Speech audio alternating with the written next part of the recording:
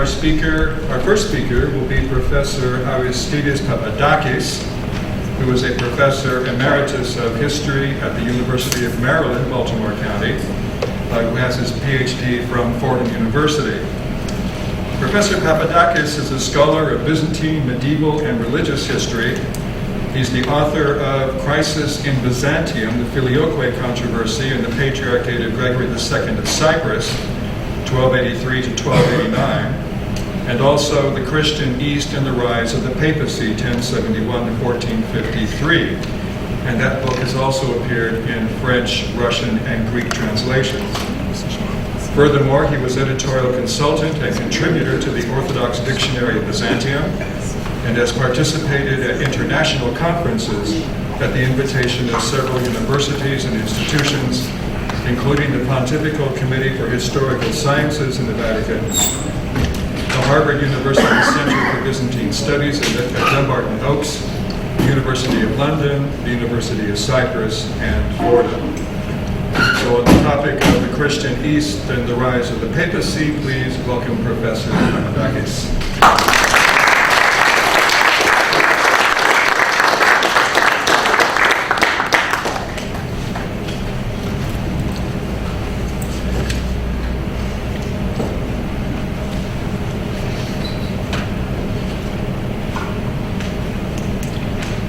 We celebrate this year the 50th anniversary of the lifting of the anathemas of 1054.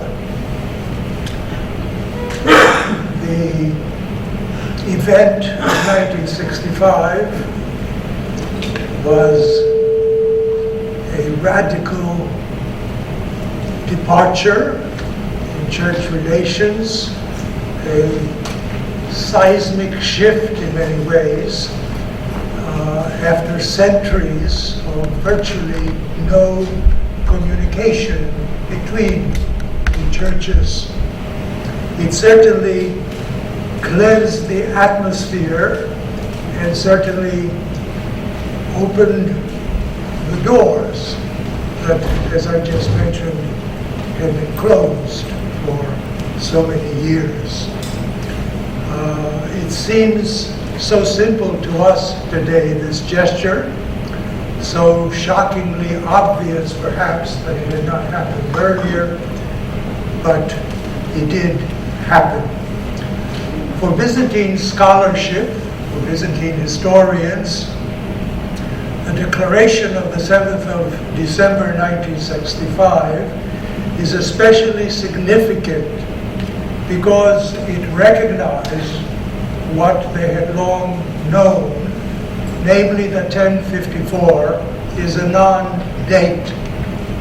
It did not involve an actual schism between the churches or between patriarchates. It involved, the excommunications involved individuals only. As such, the schism of 1054 is a non-event. It never really happened or existed. It was invented after the fact. And this is the general, I think, consensus among Byzantinists today. Historians have always argued that important historical events ordinarily make international headlines. And 1054 decidedly did not make such headlines. It remains virtually undocumented in Byzantine literature, and it's ignored for the importance that it allegedly had for some modern historians. We know that contacts between the East and the West continued, both diplomatic as well as ecclesiastical. There was really no permanent collapse of Christian unity in 1054. In all essential respects, what I'm trying to say is that historians have stripped this famous date of its traditional status. The finality of 1054 is really a myth, ultimately. Its significance has been overstated, its meaning distorted. On the other hand, historical appraisal says to us that there was a schism, that it was quite real.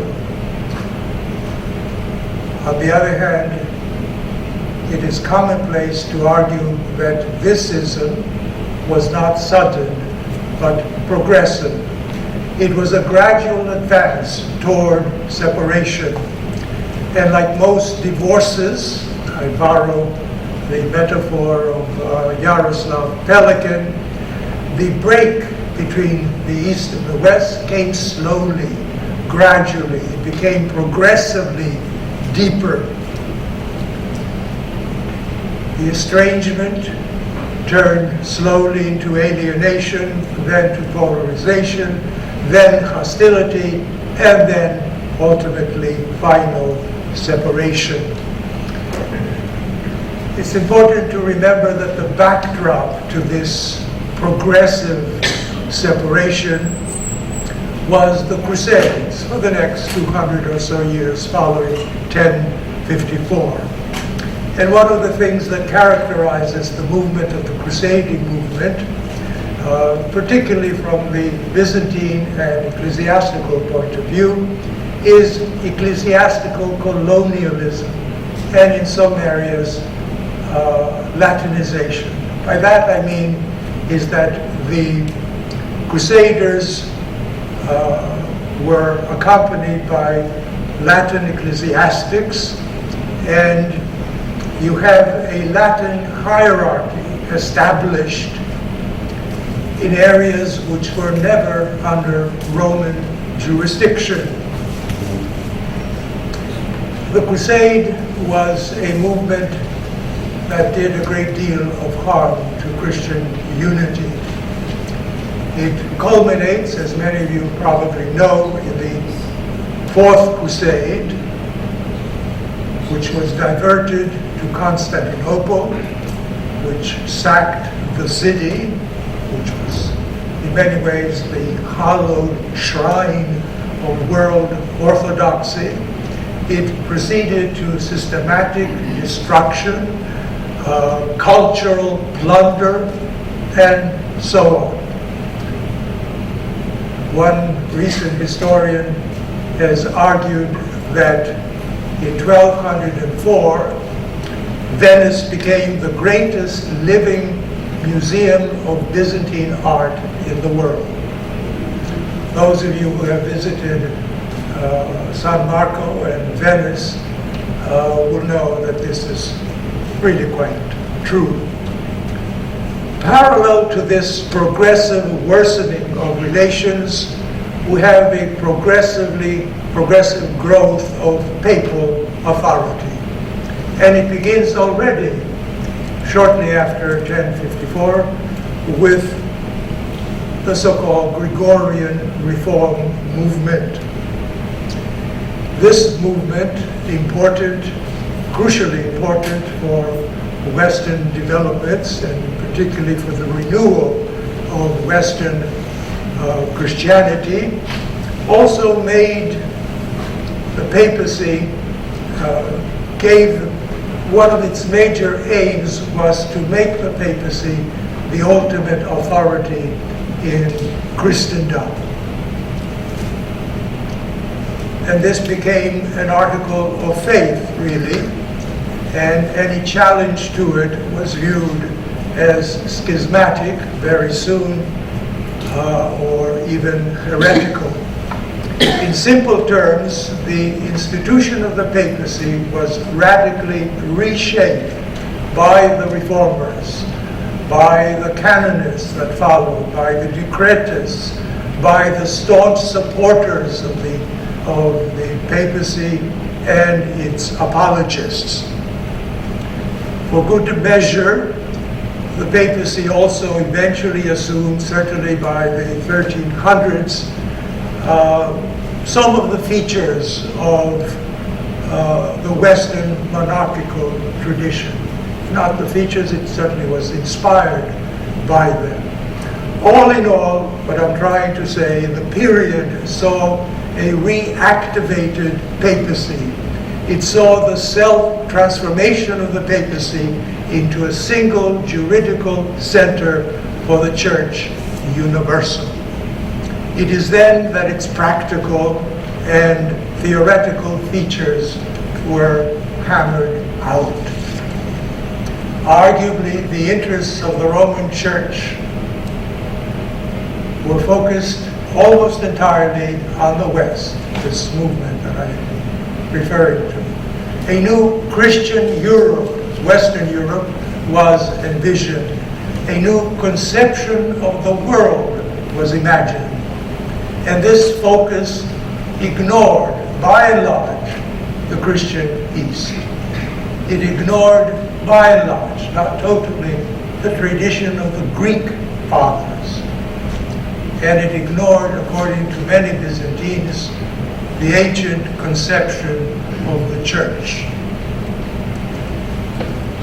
Critically, the Christian East did not realize immediately the importance of these developments until much, much later.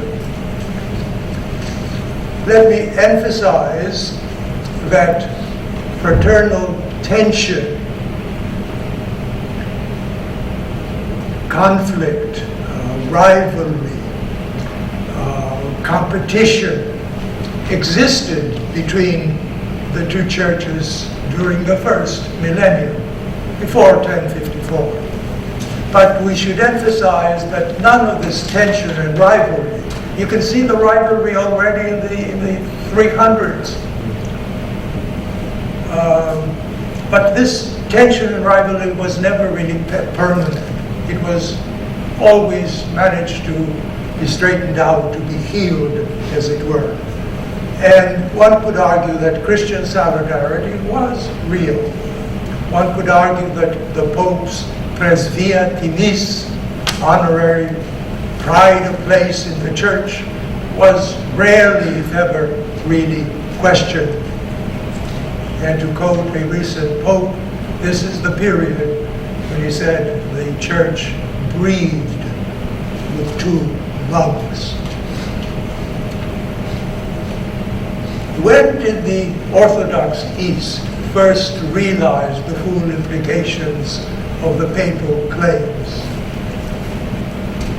When were the Orthodox given their first taste of Roman ecclesiology?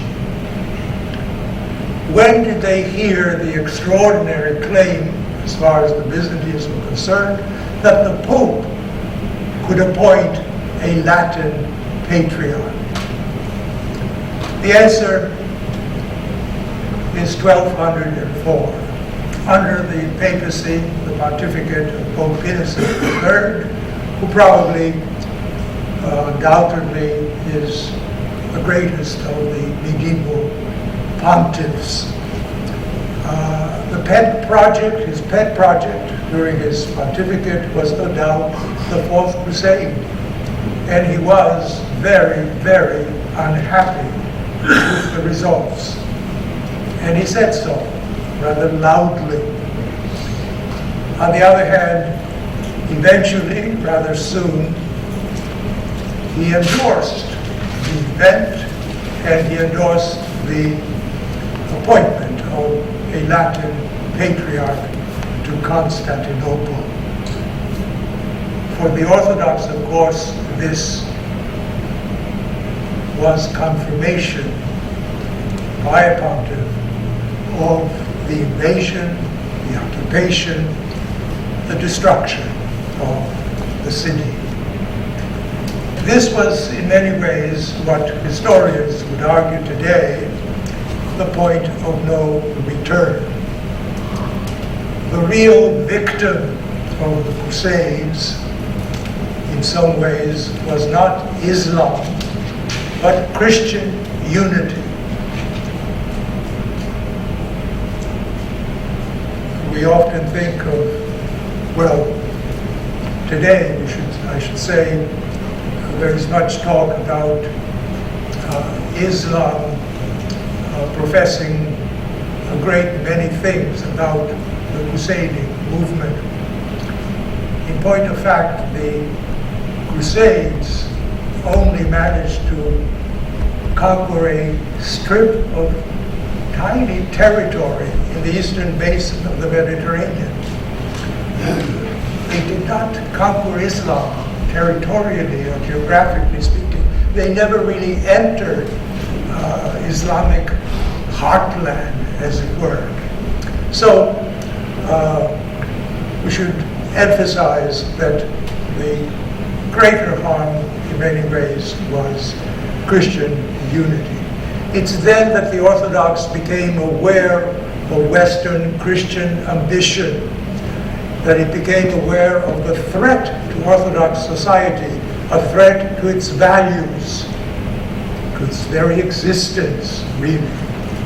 Ladies and gentlemen, the fact that the Patriarchate managed to survive is a miracle.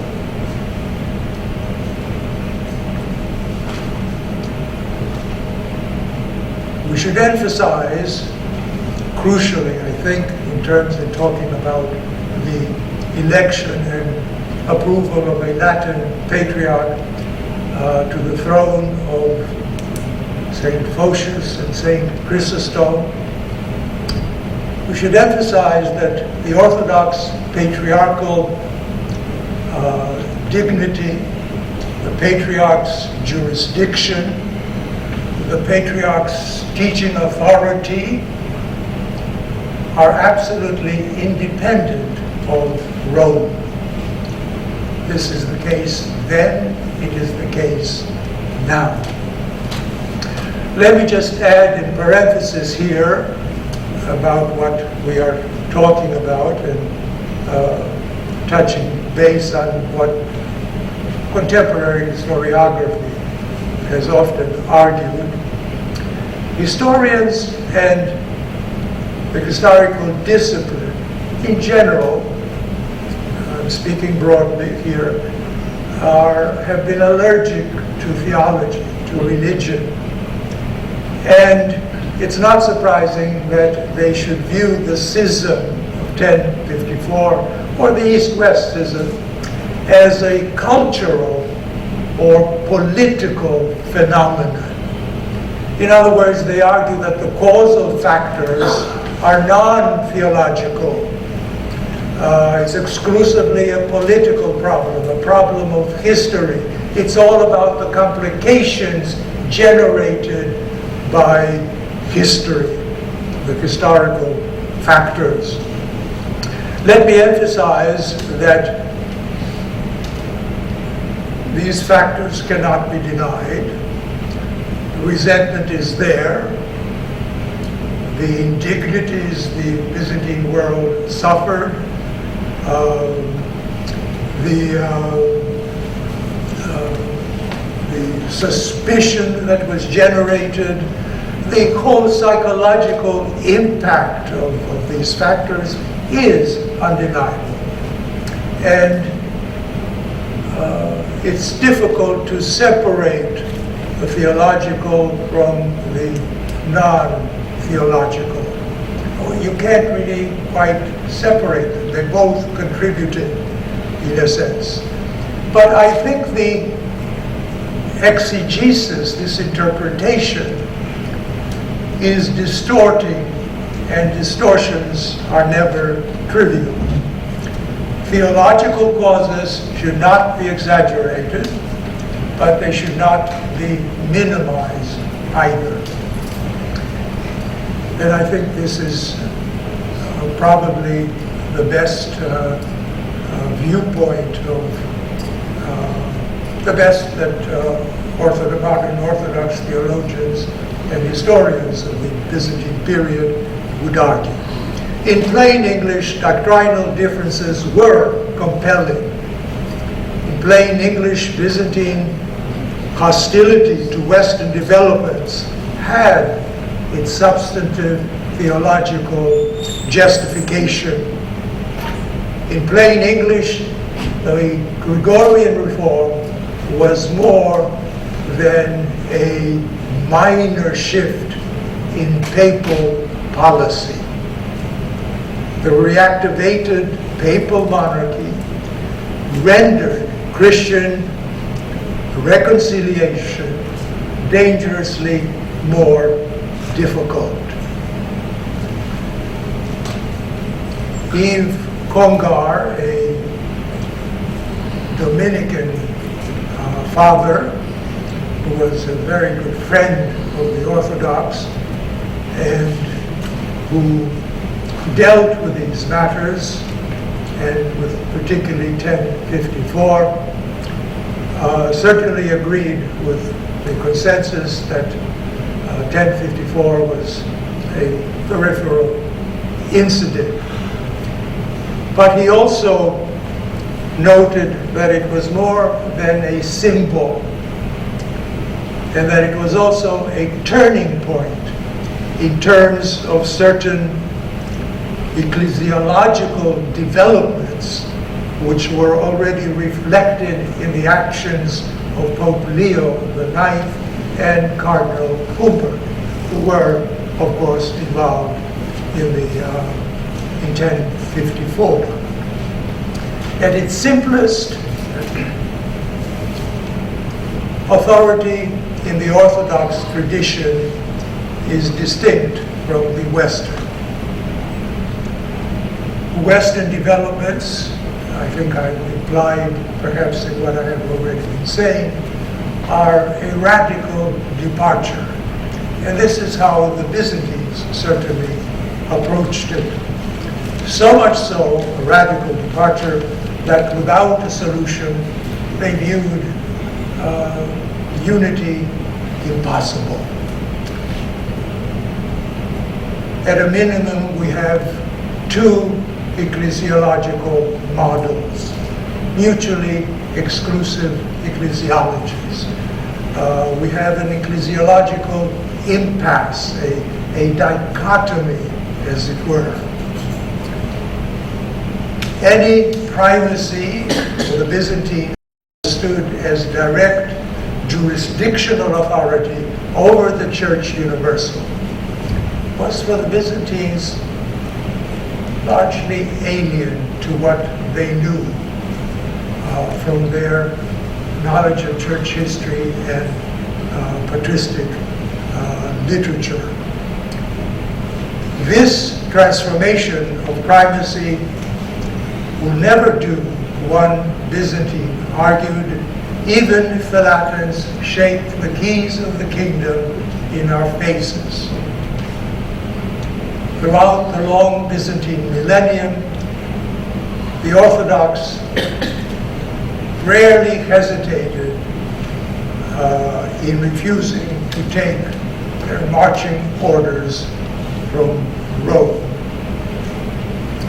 The quotation I just pointed to comes from Theophylactos of Ohrid, a Byzantine archbishop of Bulgaria, who was a major intellectual of the 12th century, who was a dispassionate, even-handed, open-minded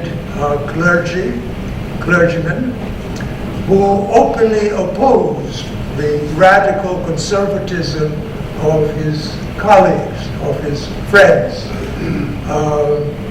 who were far more deeply reactionary and who embraced the popular polemic and propaganda that was then became fashionable, certainly by the 12th century.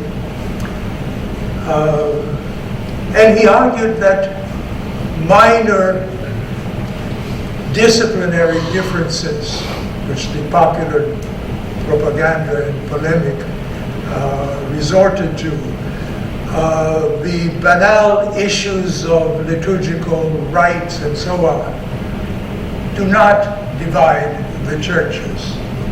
what divides the church, as he argued, was theology.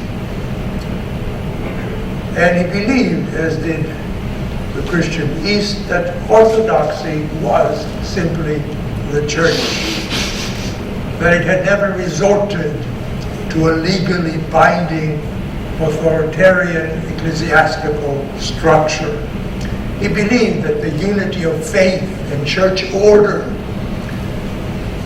had been preserved by the church, by his church, without any resorting to primatial despotism or authoritarianism or centralism, let us put it that way. Time and again, the Byzantines turned to church history for their response. I'm not going to enter theological waters here, so you need not panic. I'll just mention the fact that they turned to the church fathers for some of the best arguments, strongest arguments, in fact, vis-a-vis papal authority. It's significant that they turned to a Latin father, Cyprian of Carthage, Saint Cyprian, for some of the strongest arguments. None of us wrote Bishop Cyprian has set himself up as a bishop of bishops. Famous remark of his. Every bishop, he argued, provided he is orthodox in faith, possesses the powers of keys, and occupies the chair of Peter. This is not classified information. It is not some private opinion of Saint Cyprian's. We should also emphasize at the same time that he strongly believed in the Roman primacy, which for him did not admit of any question or doubt. The Roman primacy was indisputable for him. He says so. Rome was the source of episcopal unity. But St. Cyprian at the same time did not subscribe to the belief that other bishops are subordinate to the Pope. So they drew from such texts. In broad terms, for the Byzantines, a papal power independent and separable from the episcopate, the rest of the episcopate, is foreign to the ecclesiology they had always known. Primacy understood as universal jurisdiction, which is exerted outside of Rome's sphere of influence, was for them unacceptable. To many of them, it was viewed really as theologically intolerable, even inconceivable. Primarily because, to repeat, it's a rejection of the conciliar and collegial principle of church structure. The claim was viewed by the Byzantines, and I'm generalizing here, but I think I'm on safe or sure ground. The claim was viewed as inflated, without historical or canonical foundation. Beyond this, beyond this patristic approach, We should emphasize that the Christian East, throughout this period, insisted above all, in response to Western developments, on a unity council. They wanted a full dress debate among equals. This alone, they argued, a unity council, would reverse the course of history, would restore the unity of the faith, would achieve sacramental and canonical union. And this proposal was offered to the West repeatedly, formally, by the Byzantine state, by the Byzantine emperor, by the Byzantine church, by responsible theological circles, by individual major theologians, and so on. We should emphasize here that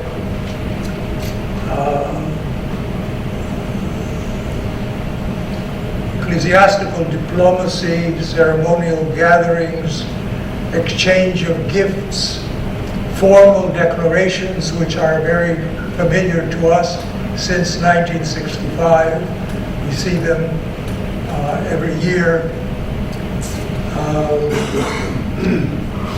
They are not substitutes or shortcuts to unity. The Byzantines would argue that theological dialogue is really unavoidable, and it alone would undo the schism. It's also worth adding here this insistence of a joint council, that the Orthodox, obviously it's implied, that they did not believe that the de facto schism was past mending, that it was irreversible. It was mendable and reversible. Notice, even after the armies of the Fourth Crusade, after the indignities, the outrage, the dismemberment of the Byzantine state, the anti-Latin sentiment that was generated, you still, to the church, these were irrelevant matters. What matters is to come to a consensus about theological issues. Rome, as some of you may know, held on to a non-negotiable strategy, and its position was ultimately an entrenched position, which can best be described as unconditional submission. It's a formula of intransigence that it followed until the very end, more or less. It's an ecclesiology of return, pure and simple, to the bosom, of course, of the Church of Rome.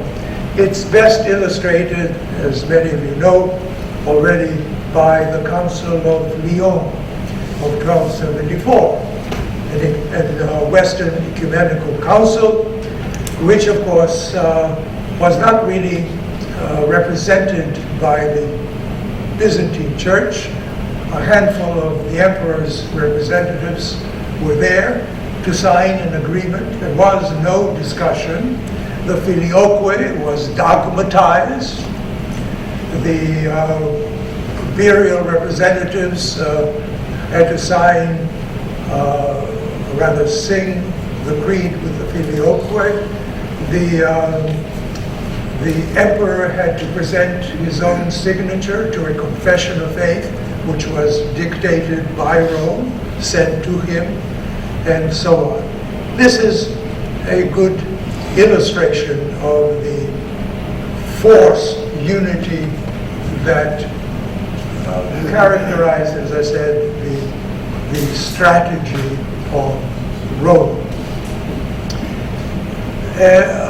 It should not be surprising that it is alluded to in virtually all subsequent documentation regarding the question of unity.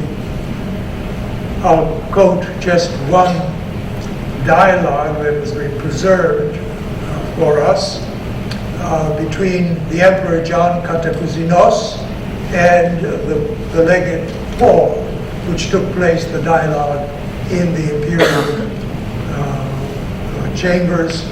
And here is just a quotation. The emperor is speaking. "Since the beginning of the separation, you Westerners have never sought unity in a courteous, fraternal manner. Instead, your peremptory, dictatorial, high-handed way, you have habitually ordered us never to challenge or contradict what the Pope says or will say, since he is Peter's successor, which is to say, Christ's. Everyone must yield and bow down before him, as if Christ himself is speaking. Know this, your grace, as long as that approach prevails among you, church unity will never be possible." The obvious subtext is here, I think, clear in a reference to the Council of Lyon. Let me conclude by a positive note, and this is that since 1965, the Orthodox Catholic committees that have been set up in Europe and in the United States have been following, actually, the proposal of the Byzantine Church. Discussion, dialogue. The facts are clear. What is less clear is their meaning to all that I have been saying. And for a true settlement, common statements, common formulas have to be reached by mutual agreement. And this is, again, to follow the advice of the Byzantine Church. Something else is needed, a common definition of the Church, of the Una Sancta. Father John Meyendorff, who had an enviable and prodigious knowledge of the period that we have been discussing here, often argued that the root of the separation, in its deepest theological sense, is the absence of a common ecclesiology. And this, he believed, would really resolve our differences and the problem. I can also quote others, but let me emphasize one more. Metropolitan John of Pergamum, who equally argued, has argued, and continues to argue for theological dialogue. The issue of authority, he has said, must be placed in the broader context of Christian doctrine. The extraordinary medieval expansion of papal power, papal authority, was that a legitimate development or not? Bishop John's point is that this should be argued, and this is primarily an issue of theology, a problem of theology. Thank you very much.